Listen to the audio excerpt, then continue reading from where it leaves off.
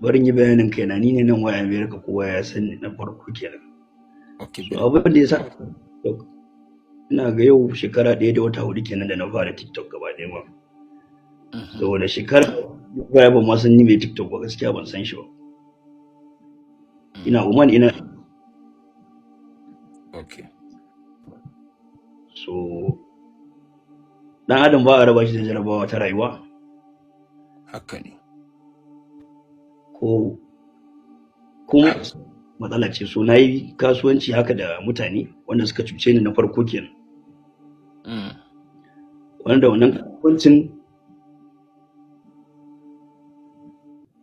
zan iya cewa ma da kuɗin wani ɗan uwana ne ma muka yi kasuwancin aka samu wannan matsala. So bayan an samu wannan matsala na dawo gida daga Oman. Ina da mata a lokacin, wanda mata magana gaskiya yawa mutane su shaida ni ba malami ne ba, amma kuma ina so ne ka bani hankalinka, magana ce zan yi maka ta hankali, ba zan ce maka qala Allah, ba zan ce ma qala Rasul ba. Magana ta shine dan uwa, akwai wata baiwar Allah ta kare mutuncinta, ta kare mutuncin da tarbiyyar da iyayenta suka bata, har Allah ya bata dama ta samu wani ya aure ta, ta kai mutuncinta har gida, har Allah ya bata haihuwa, ta samu ɗiya. Again sai Allah ya bata wani ɗan ɗa, ya kasance a duka ɗiyan nan nata ma ta fi son wannan ɗan ɗan.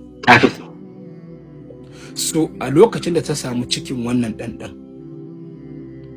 wata 9, a ƙarshen wata 3 kafin ta haihu, ba ta iya yin bacci.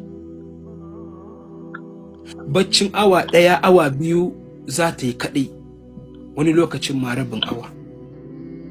Har aka samu lokacin haifuwa ya zo, a ranar da za ta haifi wannan yaron, sawunta ɗaya yana aljanna, ko kuma sawunta ɗaya yana lahira, sawunta ɗaya yana duniya. Har aka samu wannan baiwar Allah ta haifu, yaron nan ta kama kula da shi, ita ce cinsa, ita ce shansa, ta sha fitsarinsa, ta ci kashinsa, ta kashe kuɗinta, ta kashe dukiyarta akan wannan bawan Allah.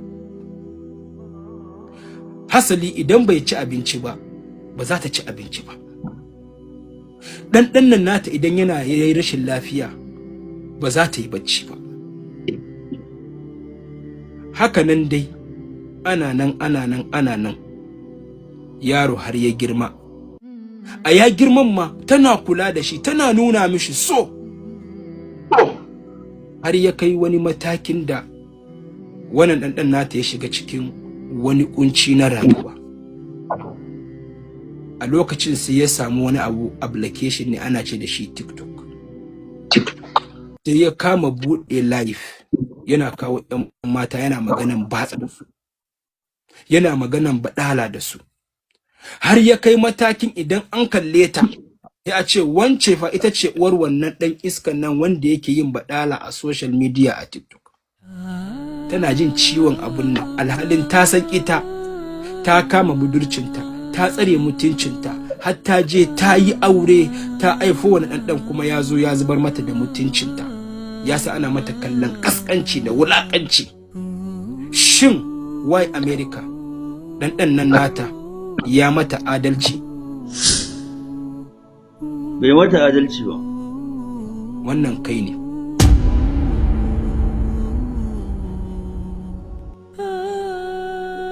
Shin yanzu ɗanɗan nan nata haka zai mata sakayyan da ta ci kashin shi, ta sha fitsarin shi?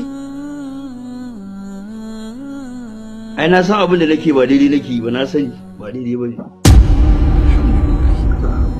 Ba daidai nake. Why America? Amma alhamdulillah. Bannin ida sa zan kai ka za ka yi magana yanzu, layi na ne. Amma na kafin mu shiga bayanin gadan-gadan ku danna mana subscribe. Al'ummar Annabi Muhammad sallallahu alaihi wasallam, wannan shine Why America. wanda yake tashi a TikTok, a social media a kwanakin baya, wanda iyayen shi suka rike shi, suka yi mishi duka, suka yi mishi bidiyo saboda yana yada wasu abubuwan da ba su dace ba a social media.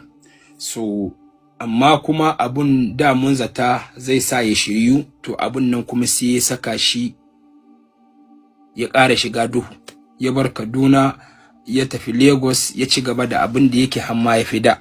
To haƙiƙanin gaskiya ɗan uwa, ina da wani abu ne, menene shi a rayuwa, bawan Allah nan dan meni ya bani tausayi. Ɗan uwa ku fahimta, har ga Allah ne tausayi nake ji. Menene dalili na, mecece hujjata?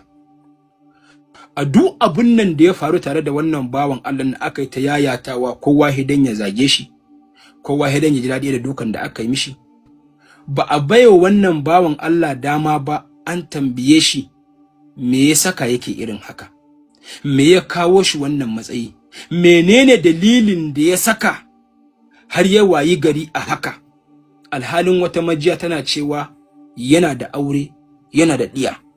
To abun nan akwai ayan tambaya a ciki, ba wai kana shaye-shaye kai? Ni ba abin da nake shi. To bawan Allah nan ba shaye-shaye yake ba, magidanci ne mai iyali. So har yau ba wanda ya ajiye shi ƙasa ya zauna ya nutsu ya saurare shi. To ni kasancewa ta a wannan wajen, ni bawan Allah nan zan bashi wannan daman in saurare shi. Don haka da farko zan ce maka, Yahya, assalamu alaikum wa rahmatullahi wa barakatuh. Wa alaikum salam wa rahmatullahi wa barakatuh. Kai ne wanda ake ce da shi Why America? Ni ne ake ce mun Why America, tabbas. Kai ne mai yin live in nan dai da maganganun da ba su dace ba dai na batsa makamancin irin haka? Tabbas ni ne. To dan uwa, da mu mun kalla yayunka da yan gidanku da iyayenku sun rike ka, sun yi maka duka, sun yi maka bidiyo domin su hana ka abun nan da kake yi. Shin ni yau ina so in san wani abu, kai saboda me kake yin wannan abu? To na gode da ka bani wannan dama. Mai ne magan da kamar na ji daɗi. So farko dai barin yi bayanin kaina, ni ne nan Why America, kowa ya sani na farko kenan. Okay. So abin da ya sa ina ga yau shekara 1 da wata 4 kenan da na fara TikTok gaba ɗaya ma. Saboda shekara baya ban ma san ni mai TikTok ba, gaskiya ban san shi ba. Ina Oman ina.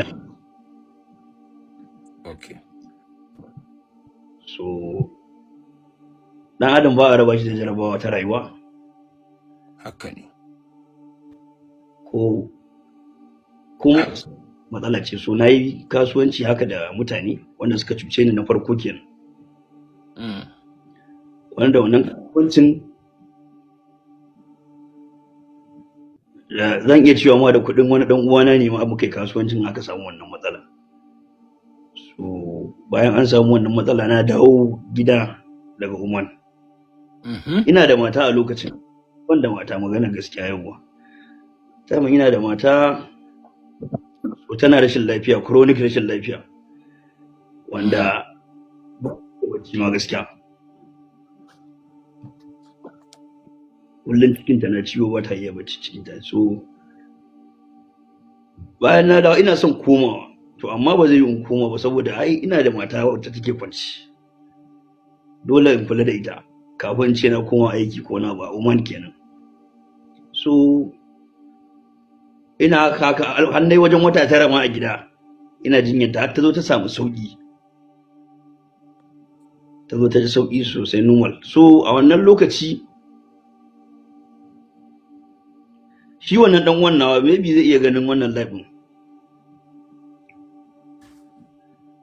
sai ya zo ya matsa mu akan kuɗin shi da sauransu, irin wannan abubuwa da sauransu. Ce to babu matsala, kuɗin ka yana nan, amma kaga abin da ya faru, ina ma da abin da zan sayar din biya ka yanzu. To amma abin da nake so ka taimake ni in koma Oman din nan, ci gaba da aiki, zan biya kuɗin ka. Wannan duk ina faɗa ma briefly ne abin da ya faru.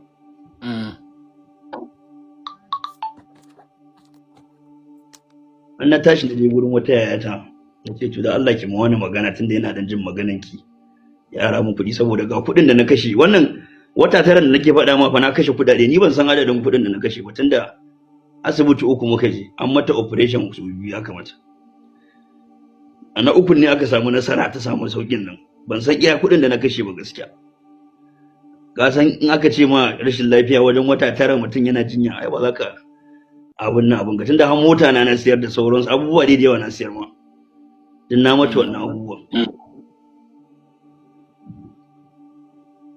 so na farko abin da ya fara frustrating dina lokacin na zo irin ina son komawa aiki na umantu wanda kuɗin da zan koma na ɗaya kenan gashi yana bi na bashi na biyu ita kuma matar lokacin da nake da shi ina mata in jari ne zan ɗauka in ci mata ga 500,000 ga miliyan da zan bata saboda yau da gobe rayuwa in ma na dawo irin na yi tafiya na dawo zan ga ta ma kashe kuɗin amma ni ba na damuwa saboda menene kuɗi ba wani abu bane ni a gurina na kakkashe su to ni ban damuwa da wannan so amma yana daga cikin abin da ya fara frustrating dina so har na zo na sami na ƙara samun shi dan wannan nawa na ce kaji abin da ke faruwa ina da iyali ina son in samu kuɗi ina son kuɗi ka gane so amma na duba na ga kuɗin da na kashe mu mata na ka gane na kashe mata kuɗi irin kusan gaba ɗaya ma dai dukiya ta na kwashe da mata so sai na ce to wannan gidan da nake da shi ina sai da mata ina za mu je to Allah sarki sannan kuma naga ƴan uwana suna da kuɗin ka gane magana na suna da shi kana nufin kai ka shiga cikin wani yanayi hali mawuyacin hali na babu kuma ƴan uwanka suna da shi Allah ya rufa musu asiri inda har na iya samu wani a ciki wanda na samu din kanina ne fa ba wai kuma ni ma na taimake shi lokacin da ina da shi okay a taimake shi sosai ba wai irin karamin taimako sosai wanda in aka ce ma irin taimako lokacin ana wani harka ne dai ba zan ce ma ga harka ba amma shi ya sani na taimake shi sosai na rayuwa lokacin shekara ta tara a Lagos ai na taba zama a Lagos ai ba wai wannan abin da ya faru bane ta na taba zama da amana aiki a can so na taimake shi taimako sosai so amma sai na ga zul 5,000 na ce mai bani na tura mai har yanzu akan number na yana cikin awai shi taimaka mun ma da 5,000 a rana akwai abokina da muka je tare da shi a lokacin ni da shi muka je 5,000 na ce da Allah ma ya taimaka mun ita akwai abin da zan da ita ya ce ba da har yanzu akan number yana a cikin wayan shi amma ni ban yi blaming din shi ba kudin shi ne yana da right ya bani yana da right da hana ni ba na blaming din mutum haka nake so da na dawo ina da irin kamar yanzu gidan mu family house ne mutum kusan 30 zul masha Allah mutum kusan 30 ne a gida kowanne da daki da sauran so still ina zo ina wannan abubuwan sai mahaifiyata ta kira ni ta ce min ga fa suwana sun shigo za su dake ta a cikin gidanta a wannan kafin a maka bidiyo a dake ka ne ko bayan da aka maka bidiyo aka dake ka to kuma ni tunda ina gida wannan kanin nawa da nake gaya ma ɗakin mu ɗaya da shi yana zaune a ƙofar gidan suka shiga gidan ma mata ne dukansu gidanta mai kyau ne ba wai irin sai ta kira ni gashi ina zuwa a matsayina ba ko ba mahaifiyata ba tsoho kowa ya naga za a wula kai ni ko nan wani mutum na san shi za a wulakanta shi zan tsaya mai ba ma mahaifiyata ba so sai na dai na tsaya duk na tattaro su duka na kore da sauransu har na ma sanar da hukuma a lokacin police kenan ga abin da ke faruwa saboda kaman tana cikin matsala ne idan tana cikin danger da sauransu akwai mutane a gidan to amma sun fi karfin su irin almajirai haka da suke dan zama a cikin gidan da masu gadinta to sun fi karfin su matan nan da suka shiga gidan so ka san dai family house ba za a raba shi da issue ba na rayuwa irin wannan so ni dai na je na tarwatsa su na kore su so tun daga nan irin wannan dan guroji tsin ya fara faruwa saboda da a cikin muke shiri da su kai akwai wanda ma ni zan kira an so musu kuɗin gidan hayan su da sauransu ma in ba su. Akwai wata tana da ciki tsohon ciki ma ina gani na sa wasu mutane a gidanta ma a lokacin tsohon ciki ta shi na ce mai wannan fa sauran wata shida kuɗin kai gare amma tana da tsohon ciki tana buƙatar kuɗi haka ya bata na bata kuɗin. So har da ita wannan abu ya faru abin da ya faru akwai yayana wanda muke ɗaki ɗaya da shi. So matan shi ta ba yarinya ɗaya a ciki irin kaya haka na siyarwa akan za ta biya ta lokaci kaza so har lokacin ya zo ya wuce. So da lokacin ya zo ya wuce zul lokacin ya zo ya wuce baba da kuɗin nan sai wani lokaci aka zo aka ɗan raba wasu ƴan ƙananan kuɗi wanda na babanmu da ya mutu sai aka ce ga wani kuɗi kaza kowa zai samu kamar 100 ne ko 200 ka gane magana na da aka raba ya ce to ke tun da kin samu kuɗin nan yanzu ki ba mata na kuɗin ta har wajen watanni nawa da kika ce za ki bata sai ta ce mai ya kwata mana sai ya kwata da ƙarfi kuwa sai ya tafi so shi laifin da ya tafi ga gidan shi su bi shi gidan shi sai ba su bi shi gidan shi ba sai suka zo gidan mamanmu